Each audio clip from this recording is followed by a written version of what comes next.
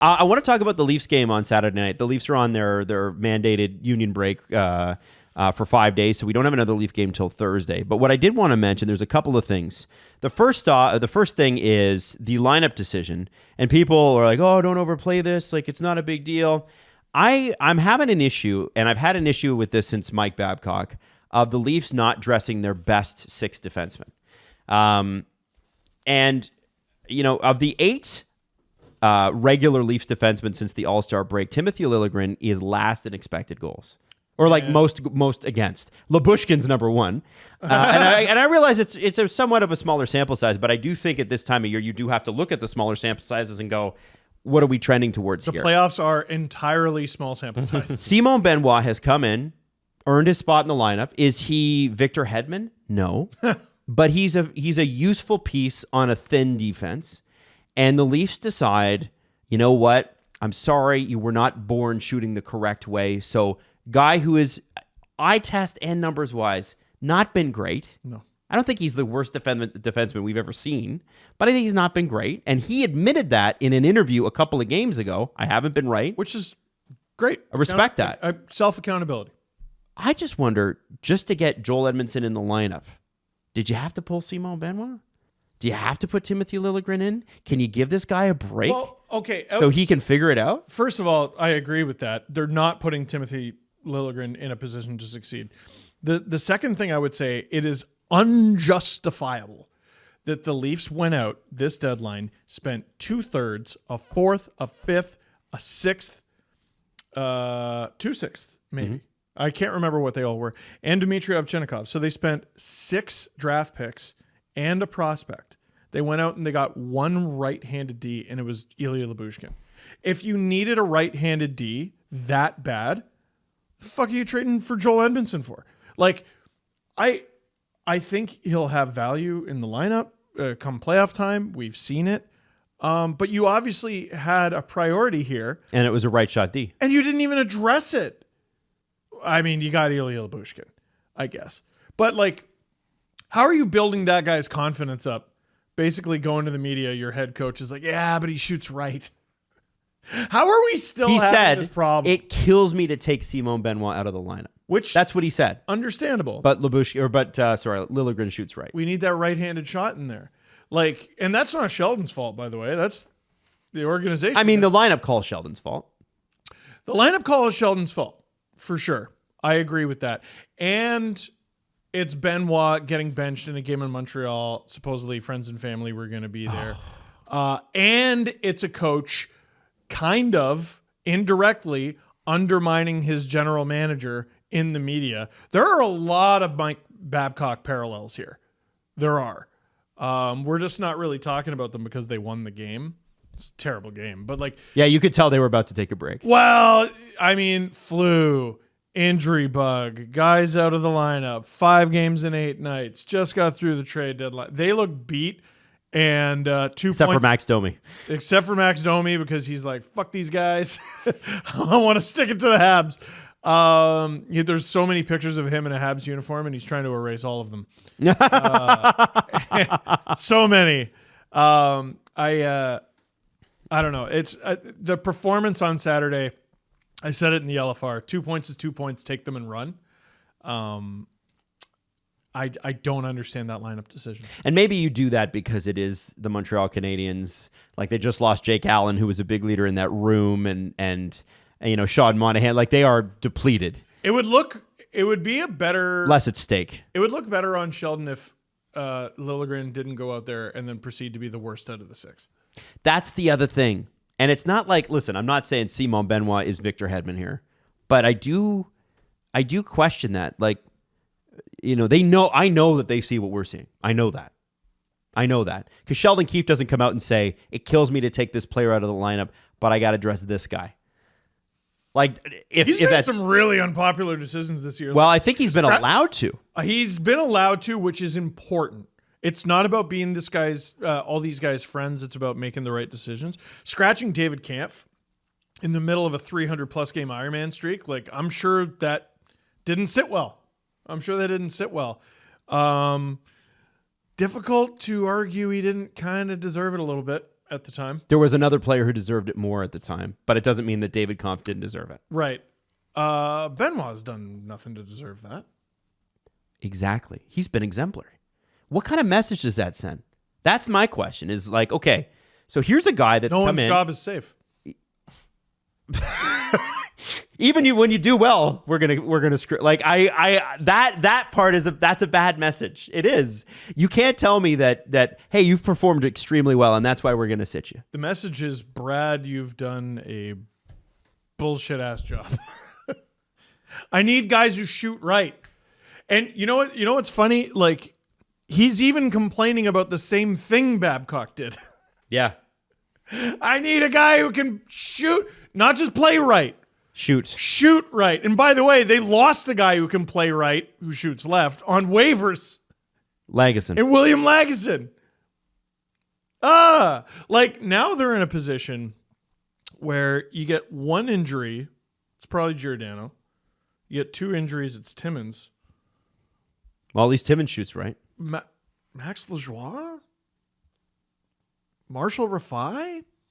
Rafai shoots right, doesn't he? I think so. So if you need a right-handed shot, you're putting Connor Timmins in the lineup. Mm-hmm.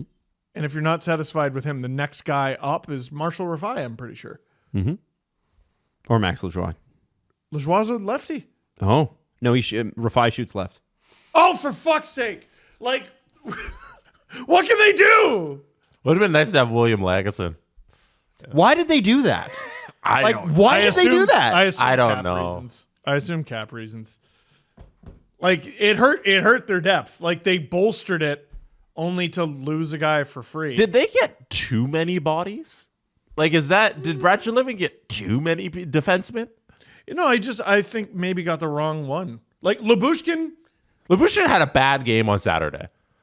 Yeah, but like at the not even 30 seconds, 10 seconds in, he's the one who caused that play at the other blue line, and then it goes the other way and there's a goal. Did he have a bad game or a bad first 30 seconds? Both. Oh, okay. Well, you lead directly. Well, they won, I guess. You needed a guy. I still think you needed a guy like him. Sure. Could William Lagesson not do what Ilya Lyubushkin's doing right now? I would say he could do. Listen, the only thing he can't do is be that tall. I think he's a 7. Mm-hmm. I think he's a 7. Lyubushkin. No, well, I mean, probably both, honestly. But if given the choice, if Lagesson was still here, I'd have him out of the lineup. Sure. But it'd be good to have him, for God's sake. I wish Brad did more to get better players instead of just a bunch of 7/8s. Well, if you're gonna spend 6s and 6 5s. picks, yeah. Like, I know you. Okay, what's the big deal? They're all late picks. No, they're not. 2 of them are thirds. Those are not late picks. How did you combine all of those picks together and not get somebody who solidly has a lineup spot? Dude. Like that's crazy. You got Lyubushkin, who could theoretically be a healthy scratch. You have Joel Edmondson, who could theoretically be a healthy scratch. You have Connor Dewar, who could theoretically be a healthy scratch. You have Cade Weber, who's not under contract yet, and you lost Lagesson in the process. Mm-hmm. That's not a good deadline. You got a bunch of guys who could be in the press box for a whole bunch of picks. It's not a good deadline. I'm glad they won. So here's what happens. Would have been nice to just have a defenseman that could play every day. Here's what happens, not a guys. Good deadline, man. A bad free agency then can necessitate bad decisions at trade deadline. Because, whether or not they knew about Klingberg's hip injury, I hope they did. I assume so. I hope they knew that there was a ticking time bomb there. If this right shot, left shot thing was so important, Matt Dumba was the guy. And Matt Dumba, listen, I'm not saying, don't Matt Dumba is better than any right shot defenseman the Leafs currently have, and he has. I don't know if Dumba's better than Liljegren. You don't think Matt Dumba's better than Timothy Liljegren? No, I think I'm unsure. Absolutely, right? Matt Dumba. I think like a lot of people still think about him in his Minnesota Wild days. Sure, and his days in Arizona have not been pretty. And that's what I want to say. I agree with you, Jesse. I think there has been a lot of overrated hype about Matt Dumba that I think you're absolutely right. Warts in the defensive game, doesn't move the puck like he used to. Not sure about the mobility, but we're talking about $4 million here. I would have moved back 50 or 60 spots for Matt Dumba late in the draft, which is what the Lightning did. I probably would have done. The reason the Leafs couldn't do that, though, is because the Lightning could take the whole salary and the Leafs couldn't. Well, That's why Arizona didn't want to pay the there's bill, your right? cap management for you. Yes. Great job. And that's my point is, okay, so Matt Dumba cost them nothing because they wanted the real dollars off the books, right? The Leafs were not in a position to be the rich guy and go, got it, baby. You got it. Whatever you want. Well, Arizona, don't worry. We'll bail you out. We'll bail you out. You remember we were talking about winners or losers? And I was like, I kind of want to say the Leafs, but I don't remember who I ended up saying. Like that lineup decision made me go, oh, never mind. They lost. Oh, never mind. They had a shit trade deadline. That was brutal. Like, again, in a vacuum, Joel Edmondson, cool. I understand. Ilya Bushkin. I think we'll like cool. Joel I Edmondson understand. and Ilya Bushkin. I have nothing bad to say. Connor Dewar, like as a Threw some hits. RFA. Yeah. I like it. That I don't like Lyubushkin in the lineup. No? Like we've seen this. Like I don't think he had a good tenure the first time around. Like I love Yeah, breakaway. but he had a different. No. I love breakaway Lyubushkin, where he's. I'm never gonna forget Lyubushkin coming up the rush and scoring on a breakaway. Like that was an all-time moment. But I don't think he was great. And this time it's like, okay, we got more of it. Yeah. Got another average defenseman. Like we've talked about how this could work out. Like the early returns on Lyubushkin numerically, Are good. They're Not- fine. yeah, they're fine. Solid. They're at very least fine. I like Joel Edmondson's first game as a Leaf. They won a lot of things in a vacuum are good. Boy, you spend that amount of picks, you better. Jesse's so right. Like, how do you spend all that? We're not going to spend a first. That's too much. But we'll spend 6 picks on guys who aren't even going to be in the lineup every night. And I just don't think that's a good use of assets. I'm much higher on Edmondson. Like, I think there's a chance Edmondson's going to be like, hey, there's a solid guy in the lineup and everything works out. And he's in playoff game day 1. They go up against Florida and he's out there banging bodies. Like, Yeah, I like that. Or Boston. Which way does he shoot? But Which way does he shoot? Like, even from an asset management standpoint, there were some people, I think it was Kevin Papetti, and he took a lot of shit. He talked about trading Simone Benoit at the height of his value. And I responded to him, I would rather die.